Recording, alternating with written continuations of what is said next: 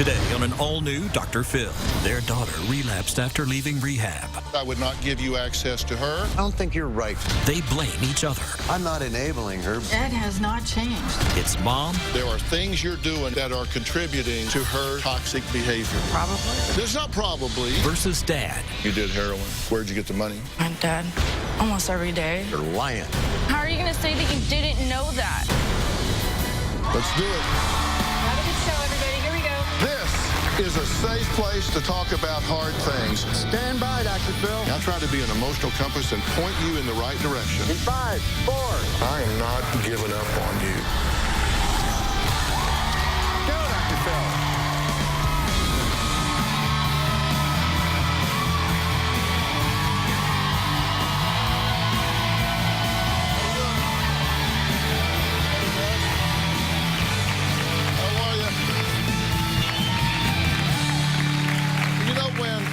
Pam and Ed last appeared on this stage, they were not on the same page at all, to say the least. In fact, they were at each other's throats, with Pam accusing Ed of enabling their 24-year-old daughter Andy's addiction to oxycodone. Pam claimed Ed was an alcoholic who gave Andy at least $200,000, which she used for drugs. Ed even arrived on stage with a black eye. He says he couldn't remember how he got it because he was so drunk the night before the show. My daughter's currently addicted to oxycodone, and my ex-husband has been sabotaging her recovery by financially supporting her drug habit. Ed has spent about $200,000 for her to use on her drug for the last 8 years. Andy has been in about 6 different rehabs since she was 15. I can't understand how a father can do that to their children. Pam, what's your goal here today? To make this madness stop. Here's what Pam's ex-husband Ed has to say for himself. Andrea is the daughter from hell. I give her money because I know what's going to happen if I do not do it. She's either going to die of an overdose or she will probably end up with a pimp. I'm an enabler. I think there's a hell of a difference between being an enabler and a caring enabler. Are you part of the problem? Yes, I am part of the problem. You took her to a drug house to get it. Don't You would say. rather that she would go through those physical withdrawals? I'd rather she be in rehab and you leave her alone. What happened to your eye, by the way? You have a black eye. I have a really They've bad covered it black up eye. some, but you have a black eye. I again, passed out. Why did you pass out? I have no idea. You called me last night. You were drunk out of your mind. Maybe that's what happened then. You're killing your daughter.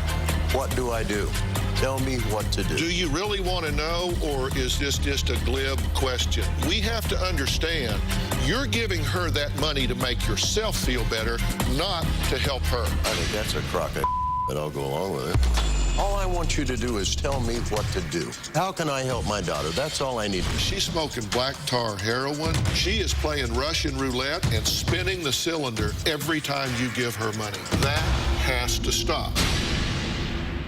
Well, as you can see, things were really heated between Pam and Ed, and then when Andy joined the conversation, the accusations really started flying. This is not a typical day. I call my dad and try and get money. Do you have like 20 bucks? I'm not giving you Can you give me 20 bucks so I can make it through the weekend? My dad gave me 30 bucks. I definitely feel better now. It's like a daily thing. I wish I could just wake up and feel normal. So she calls you, gets the money, goes from there, gets the drugs, smokes them, gets high, and then calls you again. It wasn't that I handed her 200 grand and said, here, go screw up your life. Well, actually, kind of you did. Actually, kind of did, didn't I? You told her you hope she overdoses and dies? God, no. One of these Yes, days yes, you would yes. overdose and die. When she calls you for money, do you call her a whore? Is that a terrible thing to sell somebody? Yes, it's a terrible. That would be on the list of don't say. She may have been to 6 rehabs.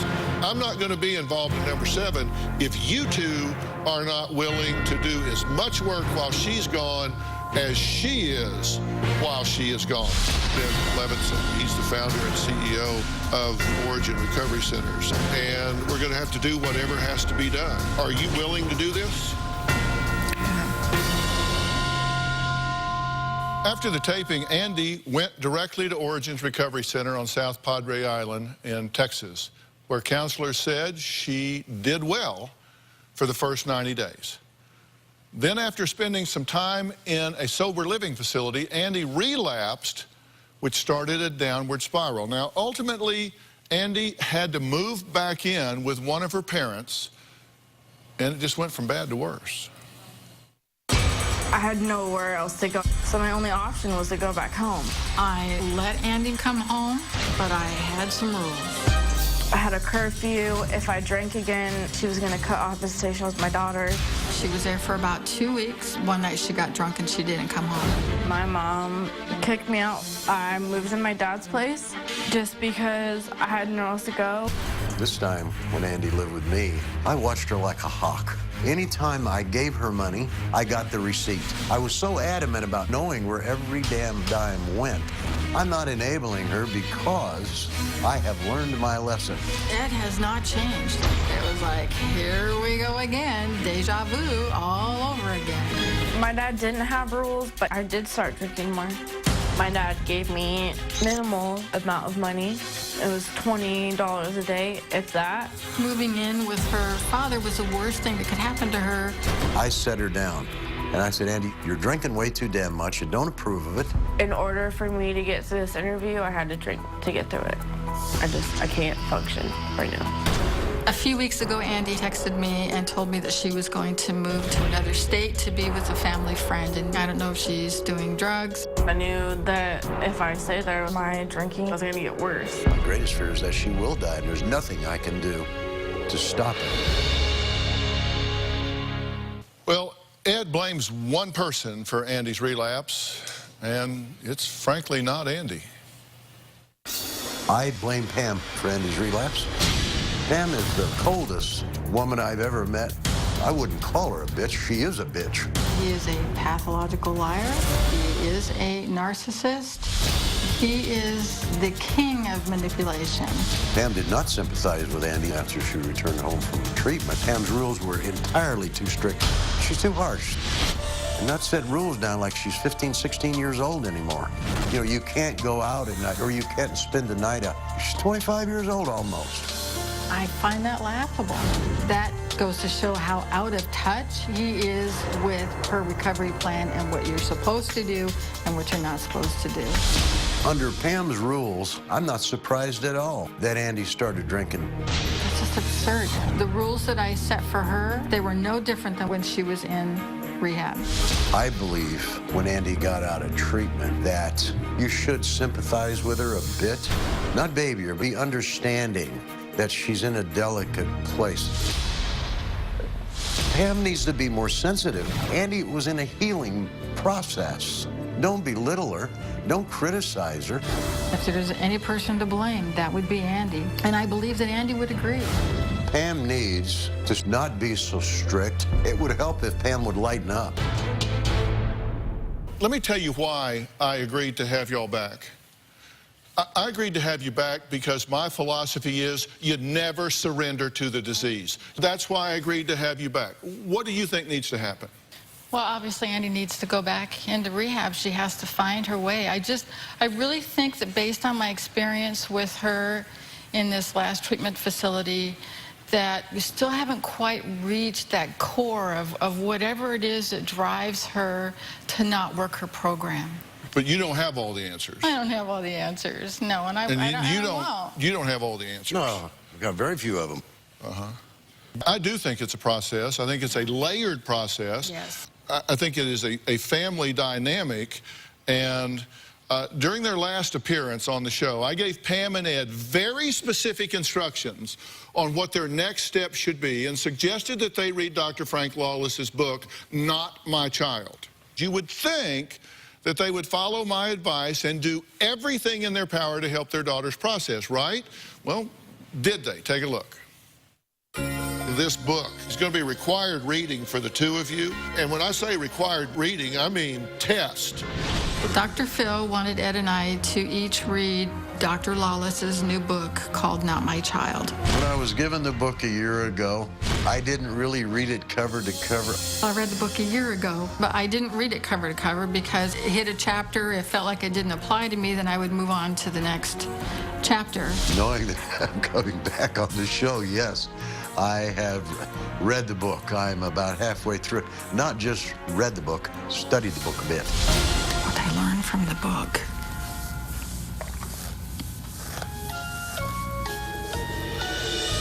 I'll think about that. You might have to come back to that. What did I learn from the book? Well, I'll give her some more time to think about that because we're going to take a break. When we come back, I'm going to find out what Ed said that is really, I think, more outrageous about his daughter than anything he said so far. And that's saying a lot. So you're going to want to know what it is. And then I've got some questions for the two of them. Andy's here. I'm not even almost ready to talk to her. I'm not sure that I even will talk to her today. I don't know that we will get that far. Stick around. We'll be right back.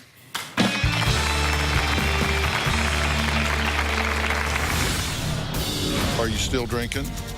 No. So you're telling me I occasionally will drink a beer. Have I drank too much since I Man, did you are this like show? No. nailing Jell-O to the wall. I don't think Andy is a full-blown addict. I don't. I don't think Andy's a full-blown alcoholic because she can stop herself and do her drug of choice. This is going to sound stupid, too. Maybe I am this dumb. When she did meth, she would get skinny and her complexion would go bad. I'd bring that to her attention. Andy, what are you doing? Why are you so damn skinny? Then she did Oxycontin because it didn't affect her complexion quite so bad. It didn't affect her weight. I feel like she's not the hardcore addict that she portrays herself to be. That was Ed talking about his feelings regarding his daughter Andy's addiction. I sent Andy to rehab at Origins when they came on the show last season because she was smoking oxycodone. Now, you just said, I don't really think she's that bad. You think she does a lot of this for attention? To a point, yes. I believe she's an addict. Yes, I believe that she's an alcoholic. But I believe that there is a deeper problem. What causes her to continue to do it? I think what you said is there some pathology that coexists with her addiction? Is she also mentally ill? Does she have something wrong with her that keeps her relapsing time and time again? Is that what you mean? Yes. Yes. That's why I put her in a dual diagnosis treatment center last time instead of a straight addiction program. But are you perfectly aware of the fact? I had no knowledge of any of that because I am not on the medical records where I can talk to my daughter when she's in rehab. Pardon me? Was I on her medical record where I could talk to her while she was in rehab? Simple question, yes or no?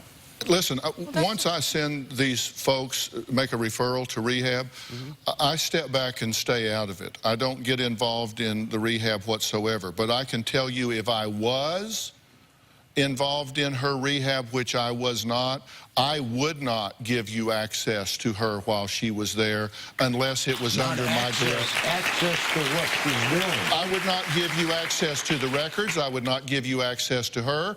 I would not give you access to communications with her unless I was in the room.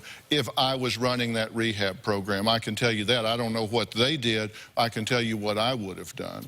I came on your show before, and you told me that I was doing this out of guilt. That was like getting punched in the stomach because you were right. And I'll go along with that, but I don't think you're right now. Why should Pam have access and not me? I think you're very toxic for her. I think you are an alcoholic. I think you are not making a concerted effort to modify your life, and therefore I think your thinking is still such that you enable her. Are you, since she has come back to your house after being at Origins, continuing to give her money? I continue to give her, yeah, she went out to lunch with a girlfriend. You said you give her money and you get receipts, so you know that she's not spending the money on drugs. We asked you for those receipts. Did you give us any? I didn't give her any money except twice. Did I buy her a Coke? Yes. Did I Actually, you get the told us receipt? you Yes. gave her $20 on 5 different occasions. That's possible. Are you counting Saturday night here, too? So that would be 4 times that she was That would with be me. 6, because at the time we did the interview, it was 5. That was before Saturday. It's possible, I guess. But the point is, I didn't give her $50, $100. I didn't give her $500. Are you still drinking? No. Surprise? You told us you stopped drinking whiskey and started drinking beer. That is not what I told them. No, I really never drink whiskey. The night that before the show, I drank a lot of whiskey. I didn't fall down. Nobody gave me a black eye. I had to fight for it. You got in a fight? Story number 4 now. Did your mouth get you in a fight? Well, I think we can pretty much rely on that. I'm not bashful. However, So you're telling I me you're... occasionally will drink a beer. Have I drank too much since I Man, did you are this like show? No. nailing Jell-O to the wall. I know. I say, do you drink? Are you drinking? You said, no, I'm not drinking. And I say, well, you told us you were drinking beer, not whiskey. No, I didn't tell you that. I don't drink whiskey. Then you said, well, I drank whiskey the night before the show because I got in a fight and got punched in the eye because I got a big mouth. And he said, well, but then I do drink some beer. But then you said you didn't drink, but then you said you do. And you said, I don't drink whiskey, but then I did. I mean, you contradict yourself. You're not When even you a say good an liar. alcoholic, I think drinking in excess. Will I have a beer occasionally? Absolutely. Yes. Have I drank too many beers since I did this show in one night? No. No. Are we going to glare at each other No, I'm all waiting for day? you to contradict yourself. It's just... Oh, no, I'm listening. It's just a matter of time. I mean, in a matter of time, you're going to say, well, except for the 4 times that I did. I mean, come on. Listen, this is not about you and me. Because I'm here about Andy. I'm not here about showing that I can out-talk you. I am here about getting Andy some traction in her life. That's all I care about. If you're happy with what you're doing, Well, don't put words in my mouth. I never said I was happy. I'm not putting I never words said in your that mouth. knew I don't it care all. what you say or don't say.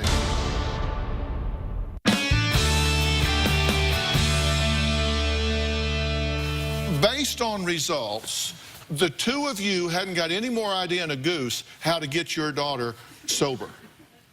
Because if you did, she would be. Okay, wait. Dr. Phil, I agree with. I have worked very hard to do my part in, as a parent of an addict, in learning what to do and what not to do. Based on results, do my part. how are you doing? Based on results. I'm doing much better than I was a year or 2 years ago, for sure. Absolutely. I have reached out to every resource that is available to me so that I can educate myself and learn what to do and not to do for Andy. I'm going to promise you there's stuff you don't know about this. There are things you're doing in the dynamic with him that are contributing to her toxic behavior. Probably. There's not probably. Okay. I'm just telling you. You asked me, so I'm telling you. Okay. You've got to take a different approach to it.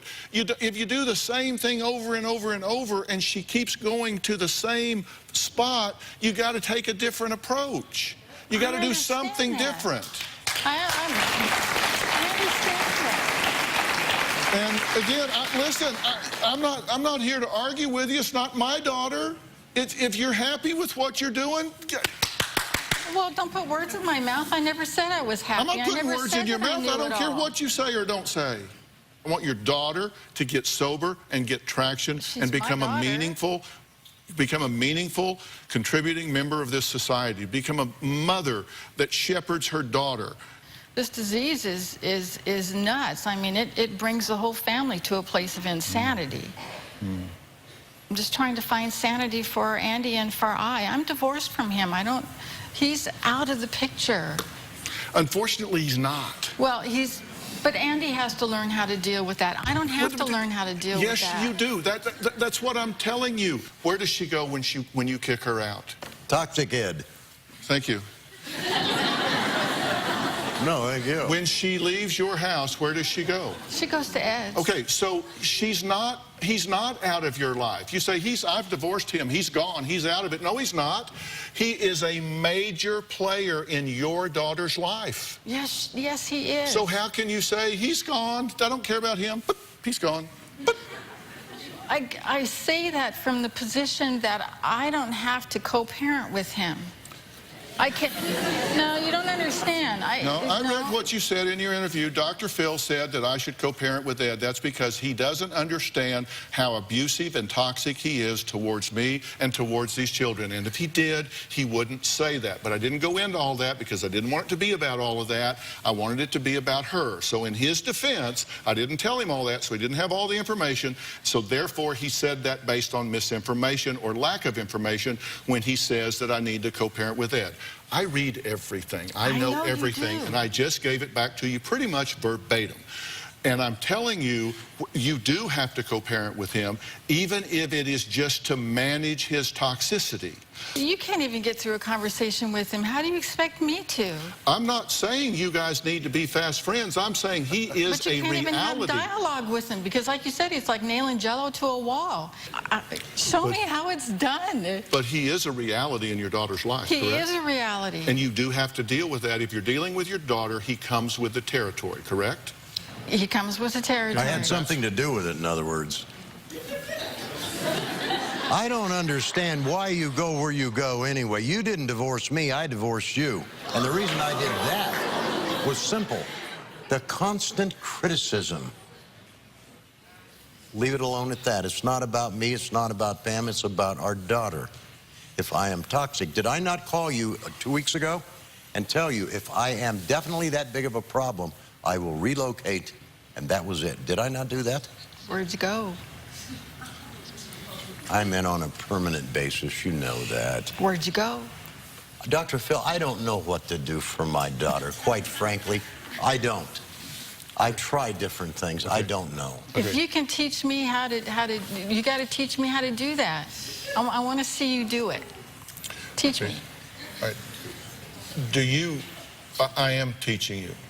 I'm getting you to accept the reality that whether you like it or whether you don't, just pronouncing that he's no longer a factor, that you're over him, that he's just not something you need to deal with, that you're past him, divorced, it's over, it's gone. He does have to be managed. I mean, if you had a fungus on your foot, you would have to manage it, right? By whom? Who's supposed to manage him? You have to manage him to the extent that he impacts you. You have to manage him to the extent that he impacts your efforts to coalesce with your daughter and move her in the right direction. If you had a stalker, you would have to manage the stalker. I do manage. My way of managing him is to not discuss with him because he will say one thing and do another. You called and asked me for advice, and I asked you those questions. And well, Andy is here today.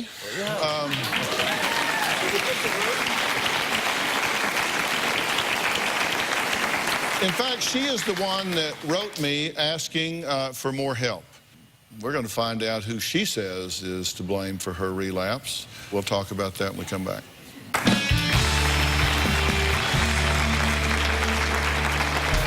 When I was living with my dad, I was drinking almost every night. One night, I was drunk. My friend persuaded me to drive his car. I crashed his car, broke off his bumper, and woke up in the middle of the street.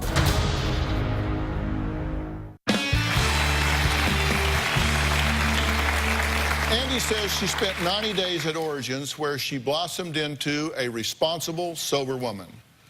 But after a month of sober living, following rehab, Andy relapsed and had to move back in with her parents. That's when things really got out of control. When I was living with my dad, I relapsed on heroin. I started shooting heroin. I was drinking almost every night. I was shooting heroin almost 3-4 nights a week. It wasn't my mom's fault. It wasn't my dad's fault. It was my fault.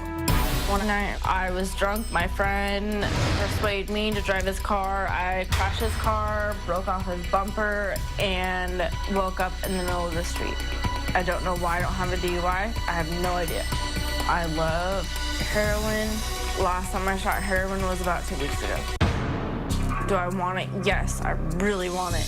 I'm fine without heroin. I'm drinking, it's fine. The last time I drank was like 30 minutes ago. I can't be a normal person without this. I can't talk to you. I can't tell you what the hell is going on with me. Like, I just can't. Just can't. 2 weeks ago, I decided to call Dr. Phil for help. This sucks. I'm 24 years old and I don't know what the hell is wrong with me. Like, I've been through AA, I've been through 8 treatment centers. I just want to know what's going on. Why is this happening again?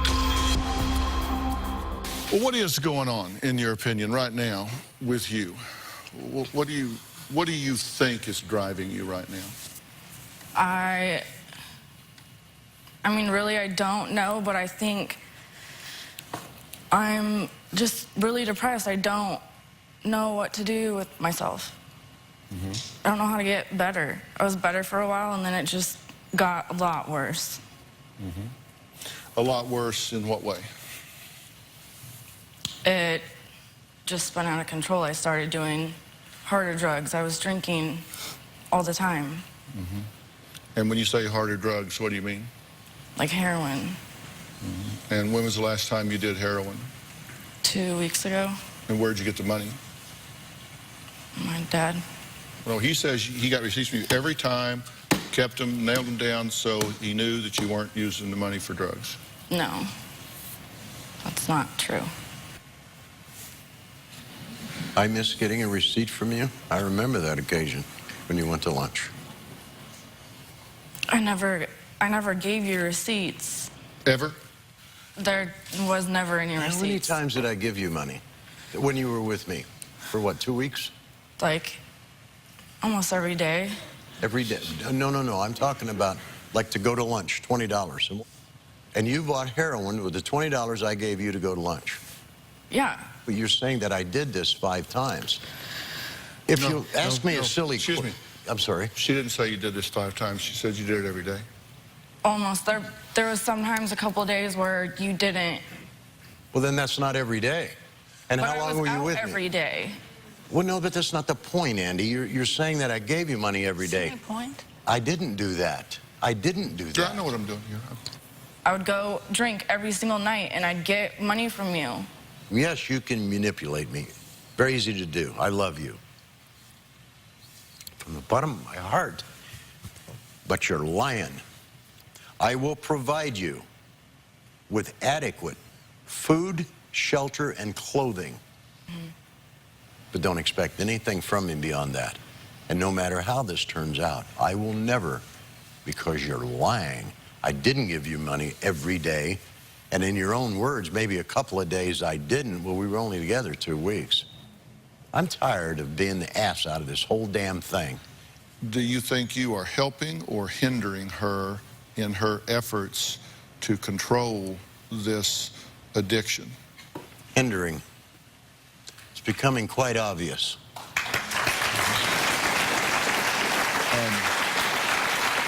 Now, hold on. Yeah, go ahead. Hold on. I won't say a word. Hold on. And I'm not talking about your intention. I'm talking about the result. The result is, whether it's once, 5 times, 8 times, whatever, she is telling you that if you give her money, it's going in her arm, or it's going up her nose, or she's going to go drink herself to oblivion. Now, we know she does that. I hadn't used until I'd moved back to my dad's.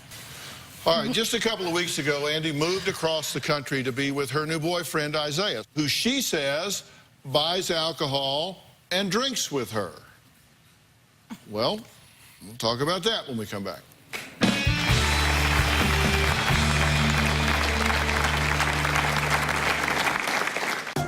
I did have to stop supervised visit because Andy had confessed to me that she drank. For me to allow visitation to occur would have been enabling her, and I couldn't let that happen. I want my daughter. I just miss her, like, telling me about her week and,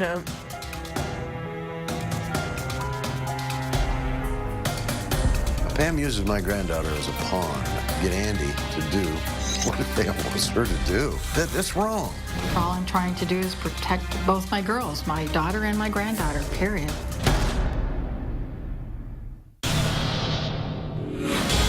this may be my last chance because I don't have any other options.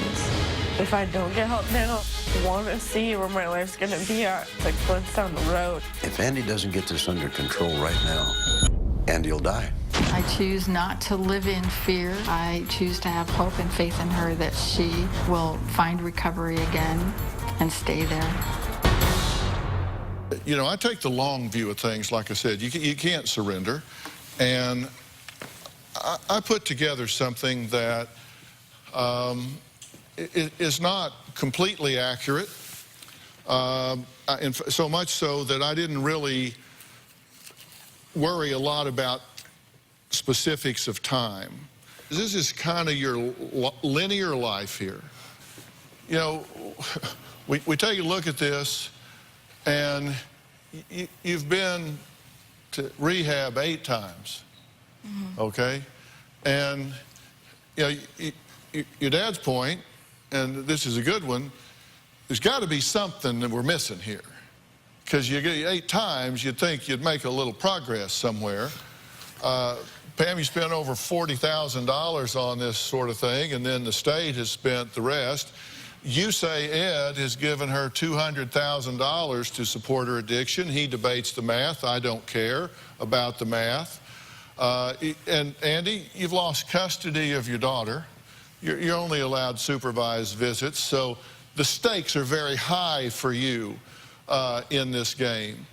You've done everything you can. You've manipulated drug tests. You tell us that yourself. You've manipulated drug tests. You've been in abusive relationships. That's not working for you. You've been to jail for DUI. You served 9 months for running into a city bus. You got money from your dad. You said you gave him $700 from a laptop you sold for drugs.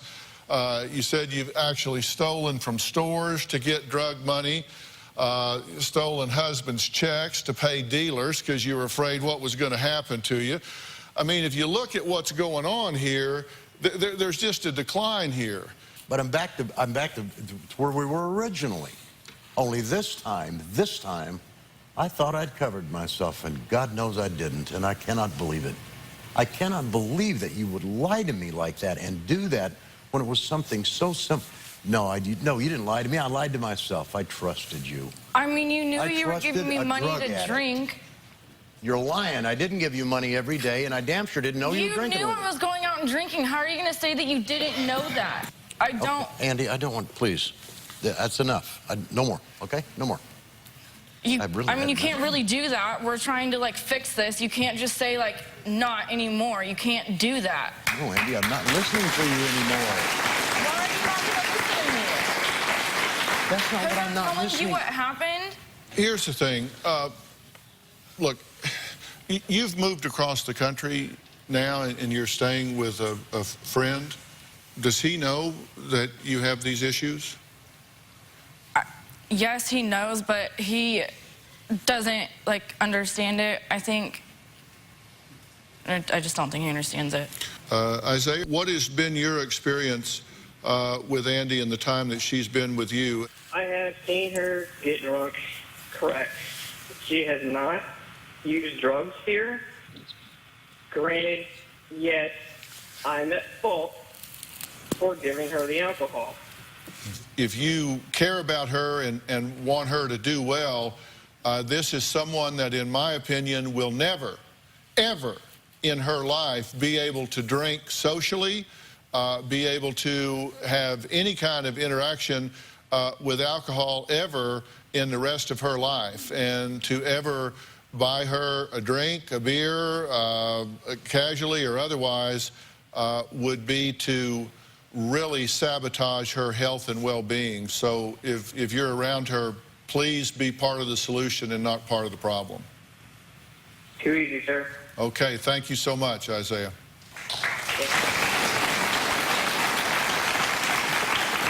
All right, Andy's parents clearly play a role in their daughter's life. I'm going to tell them exactly what I think each of them needs to do to maximize the chance of her having a shot, a real shot, at getting clean and sober in a lasting way.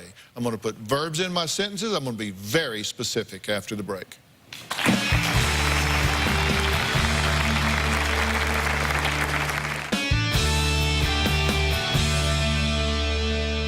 You have a dysfunctional relationship with your mother. She puts down reasonable rules and guidelines, and you rebel against them.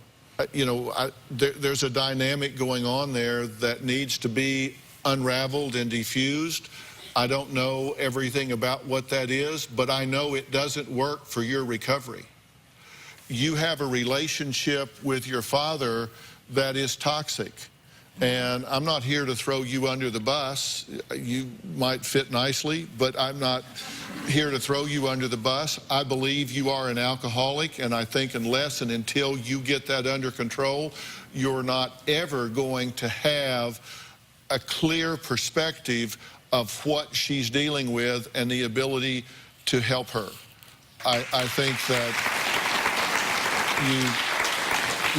you don't even need to respond to that. I'm just telling you what I think. That's my assessment. And here's the deal. I think you're a follower. I think when you go into rehab and you're around people that are like-minded and they're all about sobriety and they're all about getting things headed in the right direction, I think you fall in lockstep, and I think you do very well. And then I think when you move to the next phase and there's less structure, then I think you start looking around and trying to figure out how you can expand your world, because I think you are very immature. I think socially, mentally, emotionally, developmentally, you kind of got fixed at around 13, 14 years of age because of your drug use. And so I think your ability to pump the brake and tell yourself that you need delayed gratification is really bad. I think you have impulse control disorder, and I just don't think you have an ability to tell yourself no. And so it does look a long way up from where you are, and that leads to depression and anxiety, which you medicate with your drugs. It's great to escape all of that instead of deal with it. And I think until you face that and deal with it and realize that you're going to have to dig your way out of this a step at a time, you're not ever going to get better. You can get sober, but being a white-knuckle sober is not really being sober. You've got to truly have some peace in your life. And you're not ever, in my opinion, going to have a chance to do that if you ever return to her house or his house or to that town again.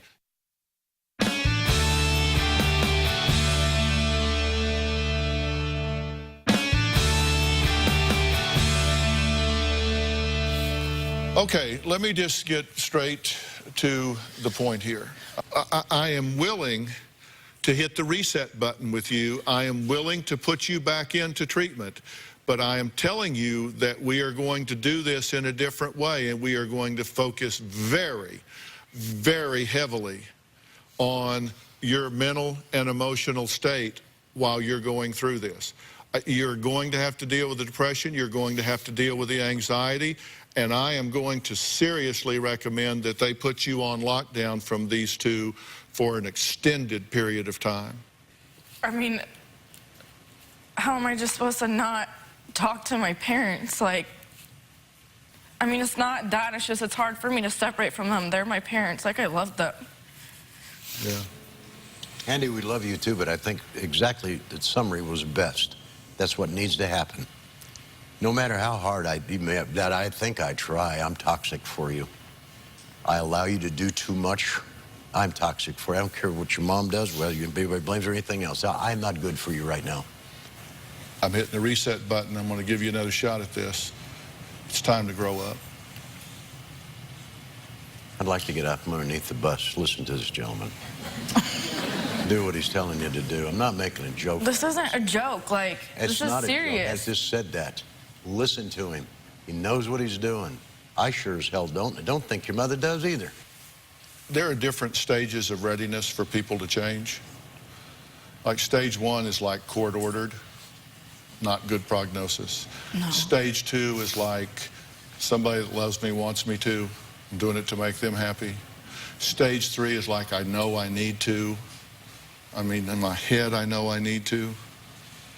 And stage 4, when somebody says, I am so sick to death of this that I won't put up with it for another second. I'm changing this. I don't give a damn how hard it is, how scary it is. By the grace of God, I am changing this. That's what I'm saying. Like, I don't want to be like this. And I do believe that's where you are. Let's make a change here.